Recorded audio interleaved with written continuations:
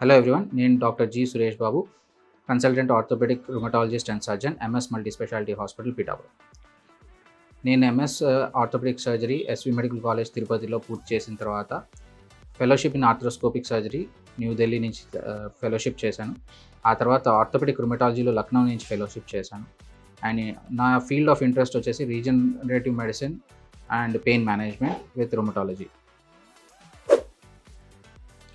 So ఈరోజు మనము regenerative medicine అనే ఒక స్పెషల్ బ్రాంచ్ గురించి తెలుసుకుందాం. సో ఏంటి అసలు ఈ రీజనరేటివ్ మెడిసిన్ అంటే? సో స్పెసిఫిక్గా ఆర్థోపెడిక్ రుమటాలజీలో మనం చూసుకుంటే చాలా వరకు ఏవైతే డిసీజెస్ కానీ పెథాలజీస్ ఉన్నాయో అవన్నీ కూడా ఏదో ఒక కండరమో, కార్టిలేజో, కండరమో, ఎముకో, లేకపోతే గుజ్జో ఏదో ఒకటి డ్యామేజ్ అవ్వడం వల్ల ప్రాబ్లం బయటికి వస్తుంది, లేదా ప్రాబ్లం అయ్యి వాటిని డ్యామేజ్ చేయడం జరుగుతుంది. At the end of the day మన నార్మల్గా మనం ఉండే కండరాల్లో ఏదో ఒక డ్యామేజ్ అనేది జరుగుతుంది. సో ఈ డ్యామేజ్ని మనం మందులతో, ఇంజెక్షన్లతో ఆపగలము, చాలా వరకు ఆపగలము. కానీ దాన్ని రిపేర్ చేయడం అనేది నాట్ ఆల్వేస్ పాసిబుల్. ప్రతిసారి మనం చేయలేకపోవచ్చు. కొన్నిసార్లు నార్మల్ మందులతో ఏది రిపేర్ అవ్వదు, దాన్ని కంట్రోల్ చేసి స్టాప్ చేయగలము. మన బాడీ సిస్టమే దాన్ని రిపేర్ చేస్తుందన్నమాట. సో ఈ రిపేర్ మెకానిజంని మనం ఫాస్ట్ చేయడం, దాని హీలింగ్ ప్రాసెస్ని ఫాస్ట్ చేయడమే రీజనరేటివ్ మెడిసిన్.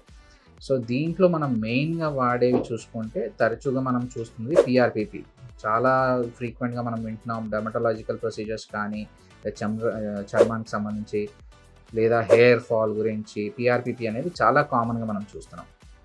రెండోది ఎస్విఎఫ్, స్ట్రోమోవాస్కులర్ ఫ్రాక్షన్ అంటే మీ పొట్ట దగ్గర ఉండే కొవ్వు ఏదైతే ఉంటుందో దాని నుంచి కొవ్వు కణాలని తీసుకుని వచ్చి దాంట్లో ఉండే సెల్యులార్ కాంపోనెంట్స్ని ఐసోలేట్ చేసి దాన్ని వాడడం జరుగుతుంది. మూడోది బీమ్యాక్, బోన్ మ్యారో ఆస్పిరేట్ కాన్సన్ట్రేట్స్, అంటే పక్కటెంక గుజ్జును తీసి దాన్ని కాన్సన్ట్రేట్ని ఫిల్టర్ చేసి దాని నుంచి కణాలని సపరేట్ చేసి దాన్ని యూజ్ చేయడం జరుగుతుంది అన్నమాట. సో ఆ కాన్సన్ట్రేట్ని యూజ్ చేస్తాం. సో దీన్ని బీమ్యాక్ అంటే. సో వైడ్గా ఈ 3 రకాలు మనం యూజ్ చేస్తూ ఉంటాం. అండ్ ఇంకా స్పెసిఫిక్గా వెళ్ళినప్పుడు మనకి మీజెంకైమల్ స్ట్రోమల్ సెల్స్, కొన్ని కాన్సన్ట్రేట్స్ మనకి రెడీమేడ్గా సెంట్రిఫ్యూజ్ చేసి కాన్సన్ట్రేట్ చేసి మనకి సప్లై చేయడం జరుగుతుంది. But at any point of time ఈ ప్రకారమైన రీజనరేటివ్ మెడిసిన్స్ ఎప్పుడైతే యూజ్ చేస్తామో, ఈ పద్ధతులు ఎప్పుడైతే ఫాలో అవుతామో, ఒకటి మనం గుర్తుపెట్టుకోవాల్సింది ఏంటంటే ఈ ప్రాసెస్ చేసిన ప్రొసీజర్ ఏదైతే ఉంటుందో, కాన్సన్ట్రేట్ తయారు చేసే ప్రొసీజర్లో ఏదంటో దీంట్లో ఎటువంటి కెమికల్ కానీ యాడ్ చేయడం బ్యాన్కి పైన నిషేధం ఉంది. సో ఇండియాలో ఎటువంటి కెమికల్ కూడా ఈ కాన్సన్ట్రేట్ ప్రొసీజర్స్ చేసేటప్పుడు యాడ్ చేయకూడదు. సో మినిమల్ మ్యానిపులేషన్ అంటాం దీన్ని. సో మినిమల్ మ్యానిపులేషన్ చేసిన కాంపోనెంట్స్ మాత్రమే ఇండియాలో యూజ్ చేయొచ్చు. మనం కల్చర్ చేయడము, పెద్ద సపరేట్ చేసి దాని తర్వాత ఒక 2-3 డేస్ తర్వాత దాన్ని మళ్ళీ ఇంజెక్ట్ చేయడము అనేది ఇండియాలో చేయకూడదు. అది ఇండియాలో స్ట్రిక్ట్లీ బ్యాన్. కేవలం అప్పటికప్పుడు ఫ్రెష్గా తయారు చేసి without adding any third chemical దాన్ని మళ్ళీ మనం పేషెంట్ని యూజ్ చేస్తున్నామంటేనే దాన్ని రీజనరేటివ్ మెడిసిన్గా ప్రాక్టీస్ చేయొచ్చు ఇండియాలో. సో ఇది వేరియస్ ప్రొసీజర్స్ ఉన్నాయి, వేరియస్ ప్లేసెస్లో మనం యూజ్ చేస్తూ ఉంటాము. నెక్ టు టో ఎక్కడ తీసుకున్నా, ఎనీ ప్లేస్ ఎక్కడైతే పెయిన్ జనరేటర్స్ ఉంటాయో, సో దీంట్లో మెయిన్ ఇంపార్టెంట్ ఏంటంటే పెయిన్ జనరేటర్ని కనుక్కోవడం. ఎక్కడ ప్రాబ్లం ఉంది, ఎక్కడ బయలాజికల్ ప్రాబ్లం ఉంది, ఏ ప్రాబ్లం వల్ల మనకి పెయిన్ జనరేట్ అవుతుందని చూసి ఆ ఎనటామికల్ పార్ట్లో డిస్టర్బెన్సెస్ ఉన్నాయి అంటే దాన్ని నార్మలైజ్ చేయడానికి మాత్రమే రీజనరేటివ్ మెడిసిన్ యూస్ అవుతుంది.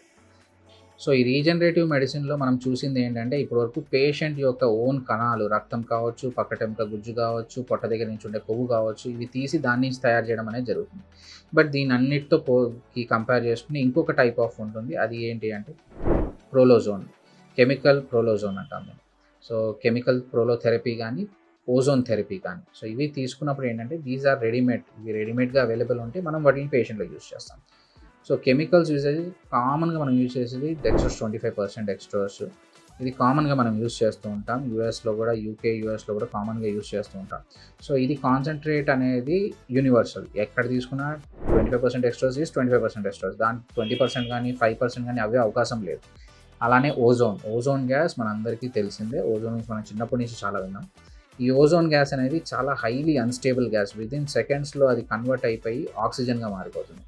సో ఈ ఓజోన్ ఎప్పుడైతే ఓజోన్ నుంచి ఆక్సిజన్గా మారుతుందో, ఫ్రీ రాడికల్ ఆక్సిజన్ ఎప్పుడైతే రిలీజ్ చేస్తుందో, ఆ ఫ్రీ రాడికల్స్ అనేవి లోపల ఉండే టాక్సిక్ కెమికల్స్, టాక్సిక్ పెథాలజికల్ ఎనాటమీస్తో రియాక్ట్ అయ్యి వాటిలన్నిటిని డ్యామేజ్ చేయడం జరుగుతుంది. సో నార్మల్ హోస్ట్ టిష్యూని వదిలేసి అబ్నార్మల్ హోస్ట్ టిష్యూ, మన బాడీలో ఉండే అబ్నార్మల్ టిష్యూస్ అన్నిటిని కూడా డ్యామేజ్ చేయడం వల్ల ఆ ఒక పెథాలజీ ప్రాబ్లం ఉండే ఏరియా తగ్గి పెయిన్ తగ్గడం అనేది జరుగుతుంది. ప్లస్ సబ్ మైక్రోబియల్ లెవెల్లో డ్యామేజ్ చేయడం వల్ల సబ్ మైక్రోస్కోపిక్ లెవెల్లో డ్యామేజెస్ క్రియేట్ చేసి అక్కడి నుంచి స్టెమ్ సెల్స్ ప్రొడ్యూస్ అయ్యి విదిన్ అవర్ బాడీలో స్టెమ్ సెల్స్ జనరేట్ అయ్యి రీజనరేషన్ చేయడానికి యూస్ఫుల్ అవుతుంది. సో ఓజోన్ థెరపీ కానీ ప్రోలోథెరపీ, కెమికల్ ప్రోలోథెరపీ కానీ మన బాడీని స్టిమ్యులేట్ చేస్తున్నాయి స్టెమ్ సెల్స్ని జనరేట్ చేయడానికి.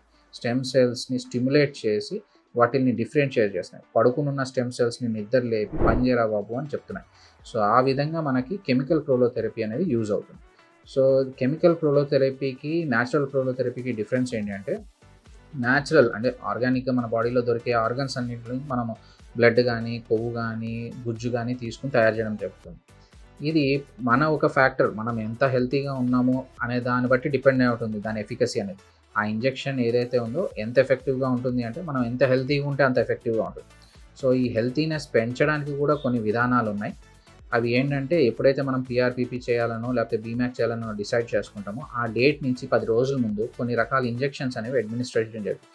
ఈ ఇంజెక్షన్స్ ఎందుకు అంటే రక్తం క్వాలిటీని పెంచడానికి. ఎప్పుడైతే రక్తం యొక్క క్వాలిటీ పెరుగుతుందో మనం తయారు చేసే పీఆర్పీపీ కానీ, బీమ్యాక్ కానీ, ఇవన్నిటి క్వాలిటీ కూడా పెరిగి పాజిటివ్ రిజల్ట్స్ వచ్చే అవకాశాలు ఎక్కువగా ఉంటాయి. సో ఇది పేషెంట్ ఫ్యాక్టర్ ఇన్వాల్వ్మెంట్ ఎక్కువ ఉంటుంది ఆర్గానిక్. ఒకవేళ పేషెంట్ ఓల్డ్ ఏజ్ పేషెంట్ లేదా షుగర్, బీపీ ఉన్నాయి, ఆల్రెడీ ఇమ్యూనో కాంప్రమైజ్ పేషెంట్ ఉన్నాడు, అలాంటి పేషెంట్ బ్లడ్ తీసుకుని మనం దాని నుంచి పీఆర్పీపీ, బీమ్యాక్ తయారు చేస్తే దాని యొక్క ఎఫికసీ అనేది తక్కువగా ఉంటుంది.